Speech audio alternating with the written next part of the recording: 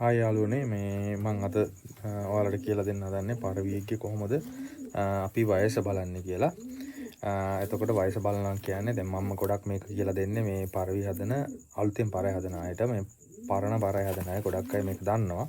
මම මේ කියලා දෙන්නේ මේ අලුතෙන් පරය හදන අයට කොහොමද පරයේගේ වයස බලන්නේ කියලා. එතකොට මේ පරය හදන අය මේකට කියනවා කල්ලි බලනවා කියලා.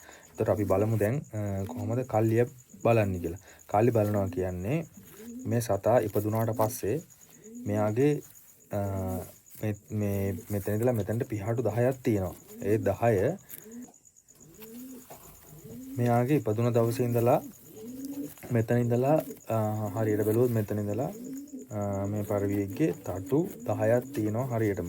අපි මේ තටු ගණන් ගන්නෑ. මෙතන ඉඳලා මේ අයින ඉඳලා ගත්තොත් අයින ඉඳලා හරියටම 10ක් තියෙනවා. එතකොට මේ 10 හැලිලා අලුතෙන් එනකොට තමයි අපි මෙයාගේ කල්ලි කියලා අපි මේ වයස තීරණය කරන්නේ. එතකොට මේක හරියට මෙහෙම 10ම සම්පූර්ණ වුණාට පස්සේ තමයි මෙයා මහා පරවියෙක් විදියට අපි ගණන් ගන්න. ඒ කියන්නේ මහා පරවියෙක් වෙනවා මේ පීහාට ඔක්කොම හැලිලා මේ ටික සම්පූර්ණ වුණාට පස්සේ.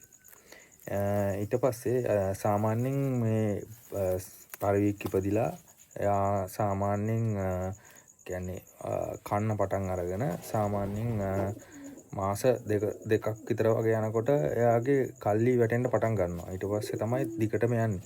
සාමාන්‍යයෙන් මහා පරවියෙක් වෙන්න මාස 6ක් අවුරුද්දකට ආසන්න කාලයක් යනවා මහා පරවියෙක් විදිහට එයා මේවා වෙන්න මහ වෙන්න. ඊට පස්සේ තමයි අපිට එයා බ්‍රීඩින් වලට හරිය කිරිල්ලියෙක් නම් එයා පිටර දාන්න පටන් ගන්න කල්ලි 10 සම්පූර්ණ වුණාට පස්සේ.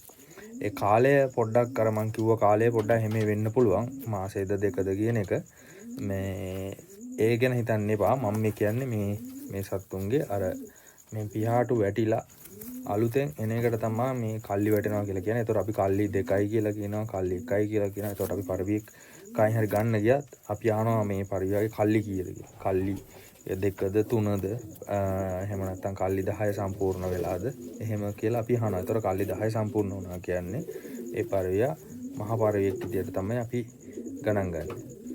මේ පිහාටු වැටිලා මේ එකින් එක ආයනවත එන එකට තමයි කියන්නේ කල්ලි වැටෙනවා කියලා තමයි යාලා ලංකාවේ ගොඩක් කට්ටිය කියන්නේ. ඉතින් බොහොම ස්තුතියි මගේ වීඩියෝ එක හොඳයි නම් ලයික් කරන්න, කමෙන්ට් කරන්න. ආයේ මේ වගේ වීඩියෝ ඕන නම් මට කමෙන්ට් එකක් දාන්න. බොහොම ස්තුතියි.